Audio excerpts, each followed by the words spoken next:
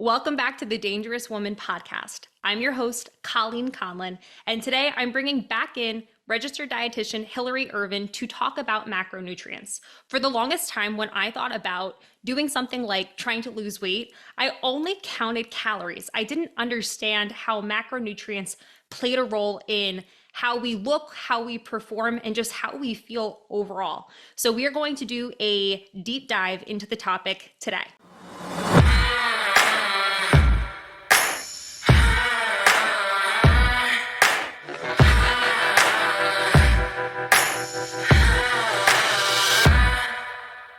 Welcome to the Dangerous Women podcast, where the intersection of fierceness and femininity fuels empowerment.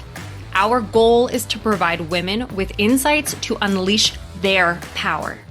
Grounded in the 7 principles of self-confidence, we guide women to embrace their duality, delicate as a flower, yet powerful as a bomb.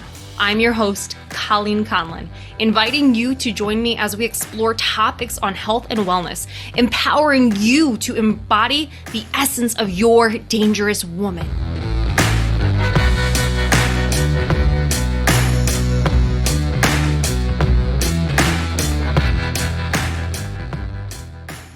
Hillary, what are macronutrients? This is such a good question. And the first thing that I want to say, macronutrients or macros, it is not a diet. So macros or macronutrients, there are 3 of them: protein, carbs, fat. There's also a 4th macronutrient, which is alcohol, because alcohol provides your body with energy, but it's not anything that your body can actually use. So we look at each macronutrient: protein, carbs, fats, and your body uses each one of those in different ways. Awesome. Hillary, why should we care about understanding macros in order to achieve our health and fitness goals?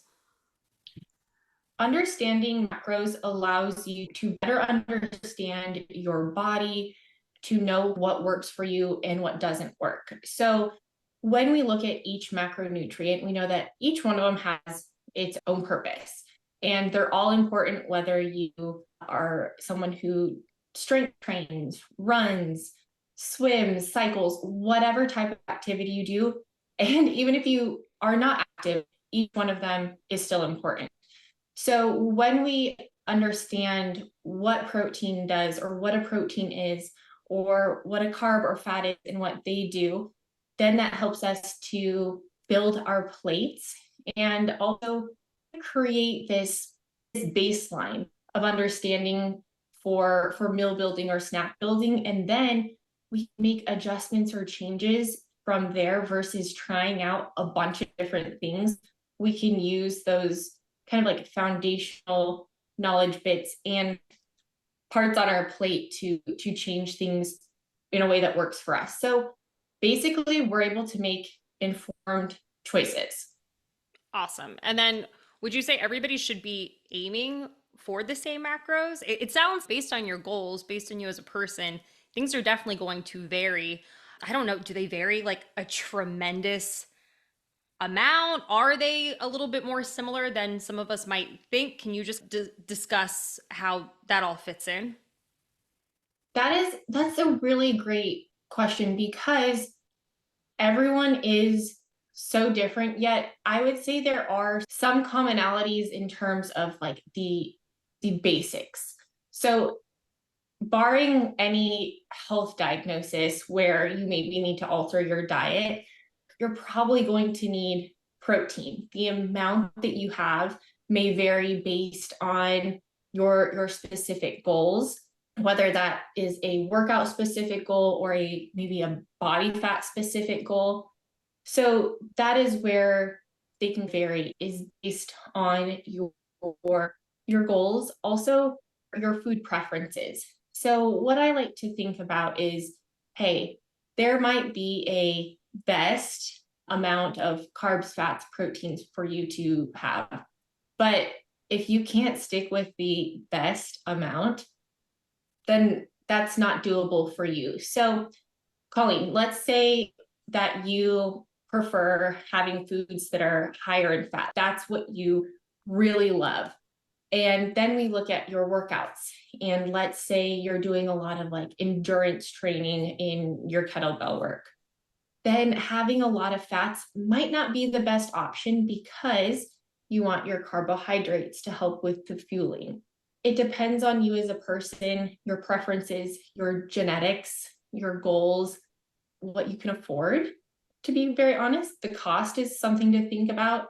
And then it can shift as we age, as our circumstances change. With anything in nutrition, the answer is it always depends. So it's one of those where go back to looking at your protein, carbs, fats. You create that kind of base and then you can modify it as you need. I love that you say that. And I think it's such a great answer when the answer is it depends. I think a lot of people expect, oh, I can just type a couple of things into an app or onto Google and it's going to give me this perfect plan for me. And that's not necessarily the case. Can you actually speak to that for a second? I know there's so many different ways that people can generate different things on the computer to get a diet plan made for them. But you being somebody who actually can professionally recommend a proper diet plan for someone, how do you see all of that? So there's tons of ways you can calculate your calories or your macros, or even get recommendations on building a plate. There's specific formulas that you can use that I did when I was in school, and you can easily Google those. Tracking apps also can give you calorie goals. You can also use ChatGTP. So there's tons of resources out there. One thing when I see folks calculating their own macros or their own calories, if that's something that they're doing, more often than not, people are overestimating their activity and they will oftentimes create a deficit that is really aggressive and super challenging to stick with.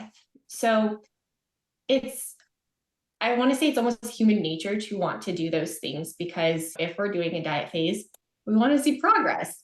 Who doesn't want to see that change? And when we're facilitating it ourselves, it's challenging to say, oh, maybe I should go about things a little more slowly.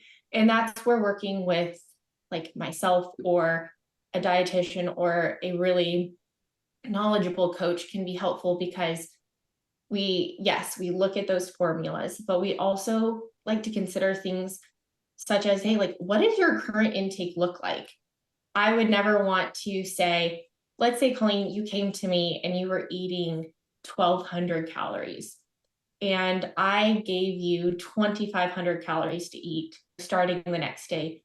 That would be probably really scary and completely shift your entire eating. Yeah. So considering like where you start, how can we incrementally maybe move up your calories to a more comfortable amount to start, or to use as a jumping off point for whatever your goals are.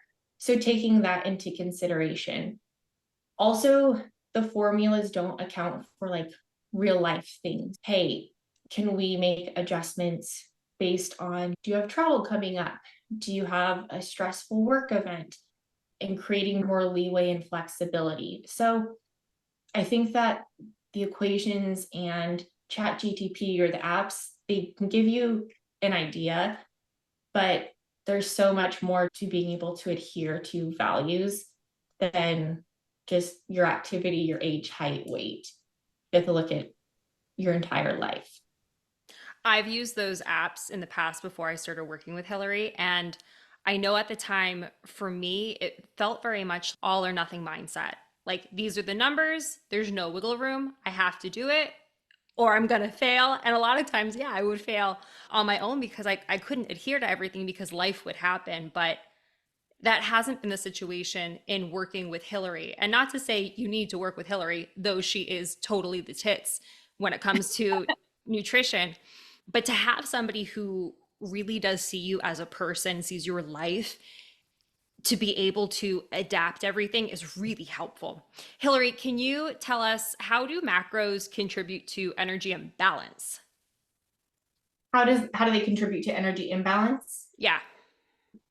So when we look at energy balance, that's going to be, that amount is calculated by the amount we consume. So when we look at macronutrients, carbs, fats, proteins, they all have a kind of specific energy amount tied to it. So carbs and protein both have 4 calories per 1 gram, and fats have 9 calories per 1 gram. So this is helpful to know just because we can understand how the calorie numbers are being calculated for different foods. So fats, which would be like your nuts, seeds, oils, different dressings, are typically more of a fat-based product. They are going to be more calorie dense. And this just means that there's more calories for a smaller portion. So we know that they both have, or all 3 of them have a calorie amount tied to them. So when we look at calorie imbalance, if maybe we're looking at not consuming enough calories, if you are consuming too little of all 3, that can result in you not having enough calories overall. Or some folks might find that they're, say, consuming enough fat and carbs, but they're not consuming enough protein. So maybe they're consuming an adequate amount of calories, but they're not consuming enough protein. And that's where maybe you're going to see the impacts in your workouts, in your recovery. A lot of times, if we're not getting enough protein, we also don't feel as satisfied and full from our meals. So we can look at, hey, maybe we're not getting enough of each macronutrient, or maybe we're not getting enough of one, and that's throwing things off a little bit. But that calorie balance can really vary. So you might not be consuming enough. This can happen quickly. Like maybe you have a change in your exercise or your activity. Honestly, this happens a lot in the summer where folks are a lot more active. A lot of people are going swimming, going to the beach. Maybe they're outside doing more things, plus the activity that they had before. So this can create an imbalance, and folks might be a little more hesitant to increase calories in the summer because you're wearing fewer clothes. However, if you increase your calories, you're going to likely have the energy to do all of your activities. And then when you look at, let's say, just your overall consumption of food and how much you're consuming, you're probably more likely to consume the amount that you need versus consuming more than you need if you were intentionally increasing. And I hope I'm articulating that in a way that makes sense. But I think that the baseline of what I'm wanting to say is oftentimes if we just allow ourselves more calories and we're okay with that, we end up consuming a net negative of what we would consume if we didn't allow ourselves that extra amount. I follow you. Okay. And I think it's interesting that you bring all that up. I know for me personally, for a long time, I just thought calories in, calories out. Everything is, if I'm trying to lose weight, I just need to eat less. I never really understood how all of the different macronutrients played a role. And especially right now, being in a surplus, I think I would feel really lost if I didn't have specific numbers to be trying to shoot for. In my head, when I first heard somebody talk about like eating in a surplus, I was like, does that mean I can just eat whatever I want in whatever quantity I want? And that's not exactly the case. It's interesting. You don't know what you don't know. Yes, and I would argue that a lot of the times eating in a surplus, or for folks who maybe like they're training for a half Ironman or an Ironman or ultra, something like that, it takes intention and planning to get the number of calories that you need and to balance things out, because at some point you have to just eat to reach that certain amount and you're not listening to your hunger in the same way. So it does take work to be in a surplus like you are right now. It's interesting. I always thought, because I had never been in a surplus until this time with you, I always thought, man, it's really hard to be in a deficit. It's really hard to be in a deficit. I think it's really hard to be in a surplus and just get in enough calories for daily living activities and the goal of building muscle. It's interesting. And it's hard with travel too. You have to be very intentional.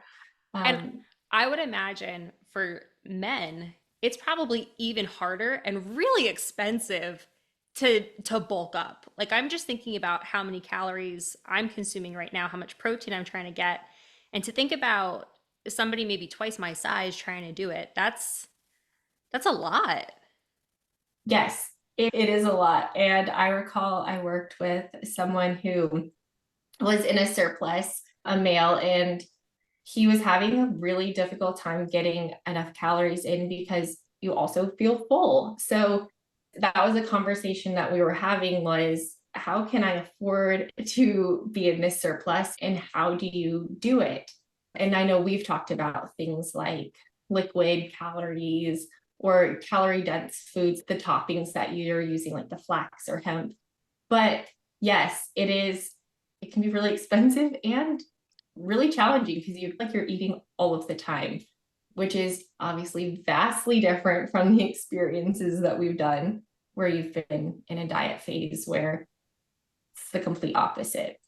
But I think this is a really great example of how you can take what you do and when you're in your maintenance and you have your go-tos that you've built when you're in a maintenance and you adjust them whatever side of the spectrum you're on. You still have those like maybe core meals or core practices, and then you're either adding certain things, taking certain things away, and then that gets you whichever direction of your goal that you're moving in. So, is it correct to say if you have aesthetic goals, macronutrients definitely play a big role in the equation of achieving an aesthetic goal? Yes, they absolutely do. And this is true whether you are choosing to log your food or not. If you have an aesthetic goal, I would say that for most people, that tracking their food in some way makes it, I'm gonna say easier. It speeds up the process because you're able to be more accurate, more specific, and make more nuanced changes. But the macronutrient component, whether tracking or plate building and looking at all three, those are what you would manipulate to reach your goals. And not only to maybe decrease, but to still make sure you're getting enough of each to be like a healthy, functioning human being outside of whatever goal that you have. And I think that's such a great thing to highlight. I love getting to have this conversation with you because for those of you who just know me as the host of the Dangerous Woman podcast, most of the time I am working as a strength and conditioning coach. And so much of the time, I have clients who are expecting particular results just because of how they are training. But in order to reach an aesthetic goal, it's not just about how you're training. The nutrition is a huge component. And I would imagine, Hillary, you would agree, like it's not just the nutrition, the training is a component as well. Absolutely, because on the flip side, when I'm working with clients who have aesthetic goals, I can help them with the nutrition side of things, but I'm always asking questions about, hey, what does your training look like? Are you strength training? What kind of a training phase are you in right now? How consistent are you with your workouts? Because those two things really go hand in hand. And you're really seeing aesthetic changes, usually due to muscle or due to gaining muscle mass and then due to losing body fat. So those two things together are really what are driving your body composition changes. Could you do one without the other? Maybe for a little while, but probably not going to see like the results that you actually want to see. And that's probably like a whole other podcast episode, like talking about from the strength training standpoint, like newbie gains. Mhm. And I don't know if there's a piece in regards to nutrition about that, but not to deviate from there, but I feel like there's more to sink our teeth into in regards to doing one piece for a chunk of time. Absolutely. You can get so much in the weeds of the training and nutrition specific topic, which I obviously love to do. So nutrition plays a big role in regards to aesthetics. Does nutrition also play a big role in regards to goals around performance? Absolutely. When we look at goals around performance, and this could be any type of working out modality. Also, I would add that also can play a role in your work performance, your ability to be a spouse, partner, parent, because when we are fed and when we're getting the nutrition that we need, we're going to have the energy to do whatever tasks that we need to do. We're likely going to be in a better mood or headspace. We'll probably have better sleep. Nutrition is going to have an impact on all of those different things. If we were looking at, say, strength athlete specific, whether it's kettlebells, powerlifting, just general kind of bodybuilding, those are also really impacted by your nutrition, because when we're eating, say, before our workouts, we're getting the macros that are going to help to fuel our workouts. So particularly, we're looking at carbs, and then we also like to look at protein. Those are going to help give you the energy and also help you when it comes to the recovery standpoint as well.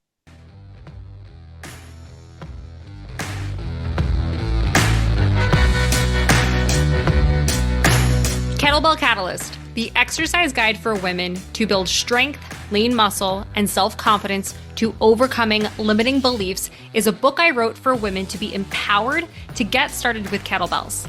In this book, not only will you learn the 101 details of hardstyle kettlebell technique, but you will also meet lots of women who were brave enough to try using kettlebells and hear how they transformed both physically and mentally. To buy your copy, visit Amazon or Barnes & Noble today. Now, I will say I work with people who feel really great and they report progress working out without any food beforehand. But I would say that's not as common. And I always recommend trying to have something. Working out with food helps you to push harder. Your cognitive function is going to be better, and you're less likely to hit that wall in your workouts. I think that's a really cool thing to bring up, especially specifically talking about women. I think there was a period of time for millennial women who are listening to this, and me and Hillary are both millennial women, where you don't eat before you work out. You're supposed to like work out fasted. And I remember when you started asking me to eat before I worked out, I was like, this bitch is crazy.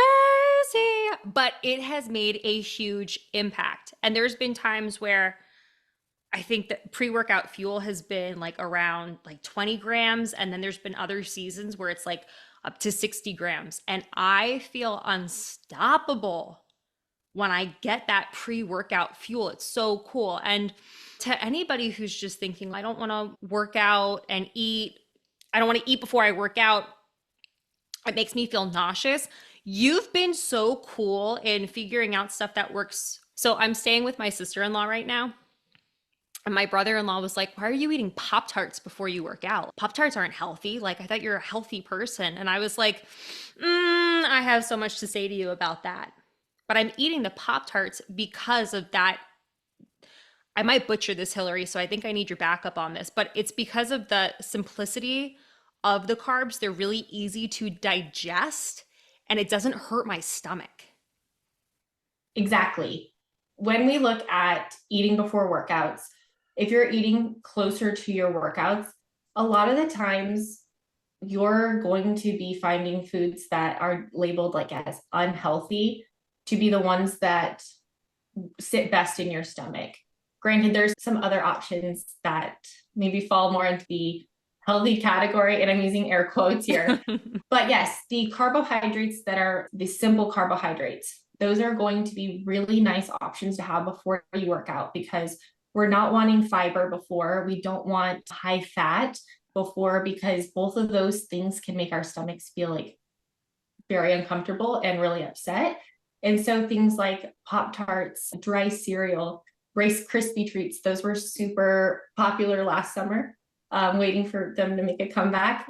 Applesauce packets, fruit leather. There's a lot of really great options for pre-workouts, and you can pick like your level of comfortability. But pre-workout food, carbohydrates, it's going to have sugar. And like you experienced, they may be labeled as like the quote unquote unhealthy option. But if your stomach feels good, you have good energy, then I say keep going, because the rest of your day's nutrition is including a lot of nutrient rich foods. And we're not looking at just that one specific item in your day. I love that you say that. We're looking at everything big picture. It's not just about that one thing. Can you take us into the function of each macronutrient and just allow everybody to really understand what is the purpose of protein? What is the purpose of the carb? What is the purpose of the fat? Yes. So let's start with protein. And I definitely want to hammer down why protein is also important for women, not just women who strength train. So we know protein, it helps to build and repair your muscle tissue. So we care about that if we're exercising. It helps to keep us feeling nice and full. It helps with a bunch of other systems within our body. It can help with keeping our appetite more even keeled and just not having those periods where we're really hungry and then really full. When we have our protein and we pair it maybe with a carbohydrate, that can keep us just feeling more satisfied. And then when we look at women in particular, protein is so great for us because it helps us to maintain our lean muscle mass and helps to keep our bones strong as we age. We are millennials. We are all like starting to see 40, and those numbers that are what to say, like higher, we're starting to see those, they're coming a little closer to us. And protein is really something that can set us up for success and like a better aging process. So not only is it helping our workouts now, but it's helping us as we age. So I can also just make the note that eating protein is not going to make you bulky or make you look like you're a bodybuilder. You have to work really hard to look like Yeah. a bodybuilder who's just like jacked up. I can say I've been trying to achieve that for years, and I'm still like not the jacked that I would imagine in my mind. So it's really hard work. So carbs. We've talked carbs. They're the fuel. They're like our body's preferred fuel source. We love carbs not only for our workouts, but they are also really helpful for fueling our brain. So glucose, which is when carbs are all broken down, glucose is what fuels our brain. Think about if you've been at work around like 2 to 4 p.m. and you feel like super sleepy, you're tired. More often than not, people are going to grab caffeine because they're sleepy. But a lot of the times you just need a snack, and you would do really well if you had a carb in your snack to get you more energy, get you more nutrition, and that can help you to get over that like late afternoon slump. But carbs also, there's a lot of foods that are carbohydrates that have fiber, and we love fiber for our digestive health. We can get a lot of vitamins, minerals, all those like really good nutrients. And carbohydrates also help to regulate our blood sugar. So I am, as Colleen, very pro carbohydrate for all people. And then we like to look at fats. And as millennials, I know fats and carbs were like the two no-nos that we've gone through different phases with. Fats are still super important. I know I shared that they're calorie dense, but that does not mean we want to stray away from them. Fats are really important because they're another energy source. Our body just doesn't like to use them in workouts because they're harder to break down. Fats carry different fat soluble vitamins. They help our cells, and they're really helpful in terms of our hormone health. So we like to have fats for all of those different functions. And when we eat the right number for us of carbs, fats, proteins, helps us to just be healthy humans. And this is a whole another conversation that we can have in the future, Colleen, but how energy availability, looking at protein, carbs, fats, impacts the like overall female health and reproductive system. Each one's important. I never remove one or the other. All macronutrients are welcome. And it sounds like we really do need all of them, regardless of thinking about nutrition in regards to aesthetics or to fitness performance, just to function as a human who isn't walking around like a zombie. We really need all of these things so we are with it. Yeah, just to be like a pleasant human that others enjoy being around and you just enjoy being around yourself. Yeah. You want all of those macronutrients, all of those things in your diet. For anybody who's saying anything differently, whether it is somebody on social media, whether it is a commercial from 10, 15 years ago, anybody who's like talking negatively about one of the macronutrients, what is a question, something that you would say to that to get more understanding instead of just being like, okay, no more carbs, no more fat, no protein? If someone were to talk to me about, say, like a specific diet that removes any of these, one of them, my question would be, why? What is your intended outcome for doing this? And what are you expecting to achieve? Because I'm assuming they're wanting to try whatever approach or strategy because of something. Maybe they saw it on social media. Maybe a friend saw progress or weight loss. So understanding why and hearing someone out, I think is really important, because would my like initial reaction probably be to say, no, I don't like that. I know that if I say that right out of the gates, that's putting that the person in the defensive mode and probably less receptive to learning. So, hey, let's figure out why we want to do this and then discuss if there is maybe an open mind for other strategies to try out. Because rarely does it benefit someone long-term to remove a whole macronutrient or to have a very restricted diet. And that initially makes me think, without going down a rabbit hole, I think of keto, where we're really limiting the amount of carbs that somebody is consuming. And I tried keto for a while, and initially I got some really good results, and then all of the weight came right back, and I felt like a hot mess express. So I think it's really cool. That would be your first question. And maybe we can explore some of those different diets and the approaches and the thoughts and whatnot on another episode. But I love the fact that you say long term, removing an entire food group is probably not the best choice for a human. Correct. I would say, I don't want to say it's bad for every single person, but for most of us, probably not the best plan of action, because I always like to think of special events or like holidays, and can you still apply whatever approach you're taking? Can you still apply that at whatever special gathering? And if the answer is no, then we want to do a little bit more digging and understand what you're doing and why. I think that's really cool, Hillary. Can you tell us, for somebody who is wanting to implement using macros, how would you advise them to get started? Yes. My first recommendation I would make is not going to be to track their food.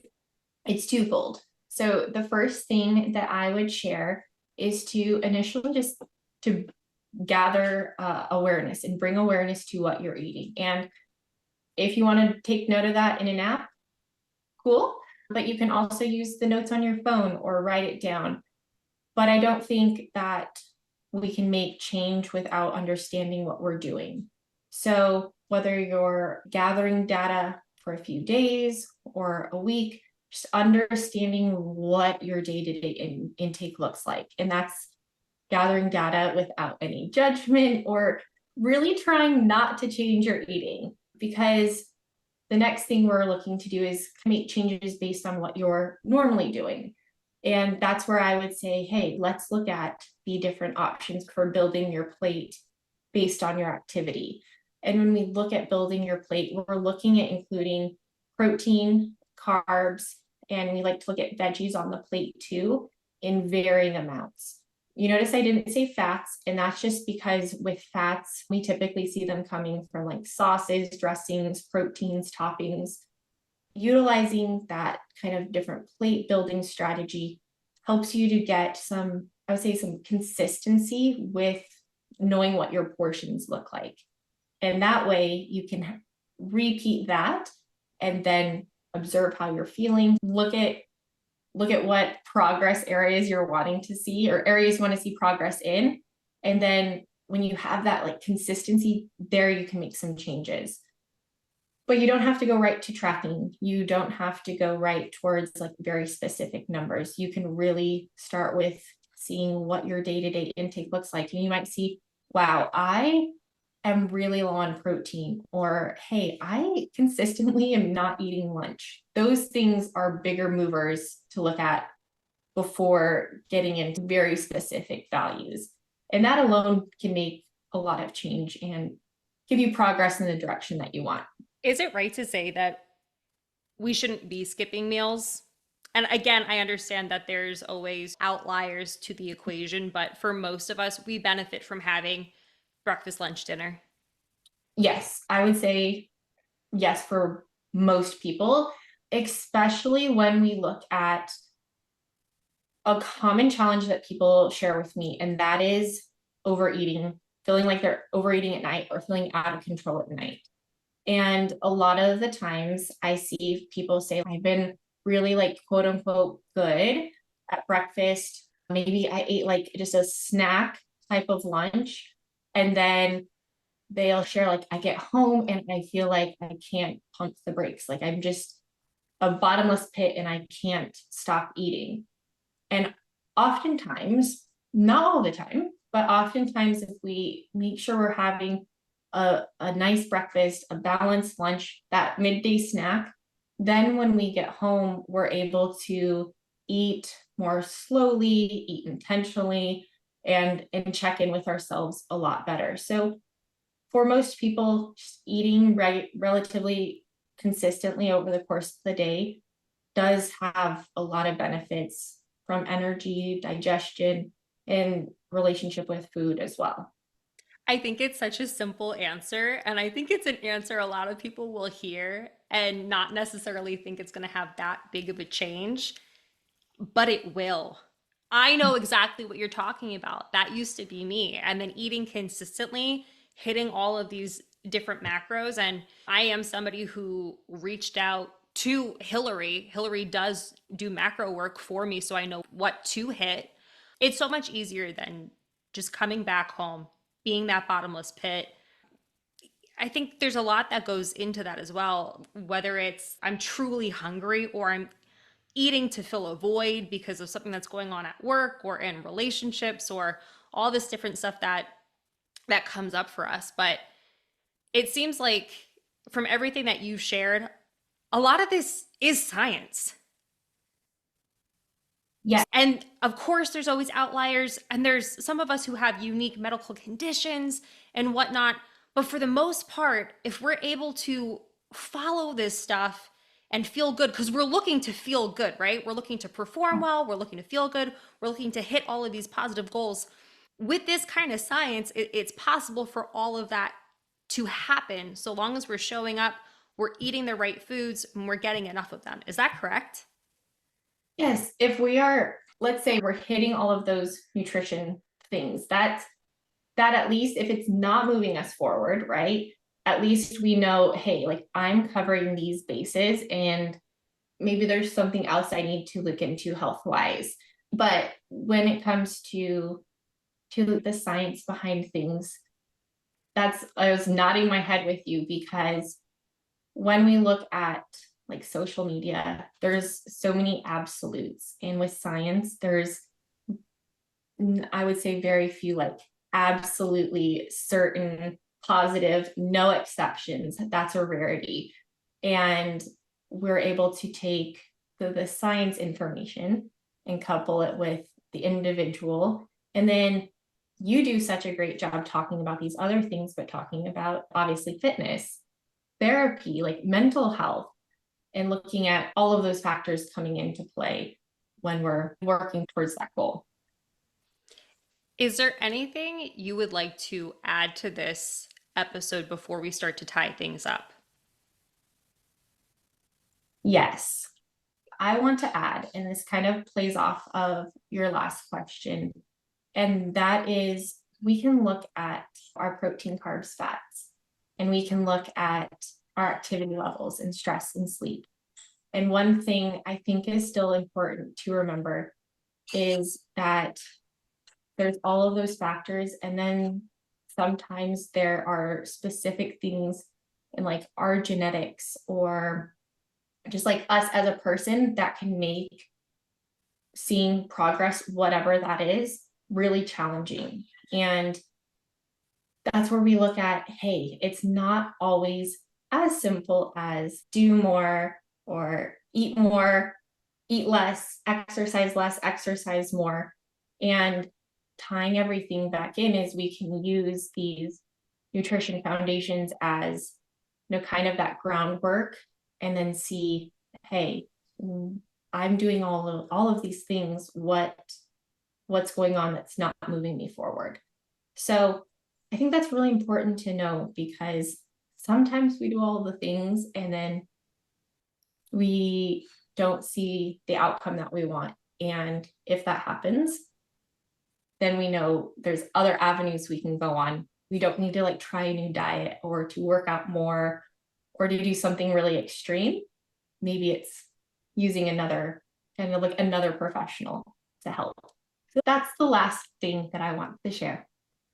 I love that you shared that. I don't think I have anything to add to elevate that other than saying I'm on board with you. I back all of that up. And I think it's so important to realize I'm doing the right things to help push the needle forward. And sometimes there's other things that need a closer look, but it doesn't mean fuck the food. Yes, absolutely. Do the things that are going to help move you forward. And if you happen to have something in addition that you need in your bubble, so be it. Exactly. Thanks, Hillary.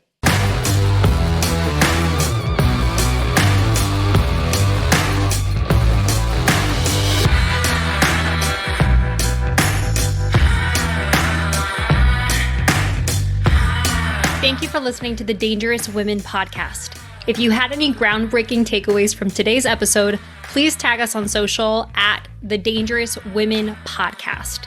To make sure you never miss an episode, subscribe below.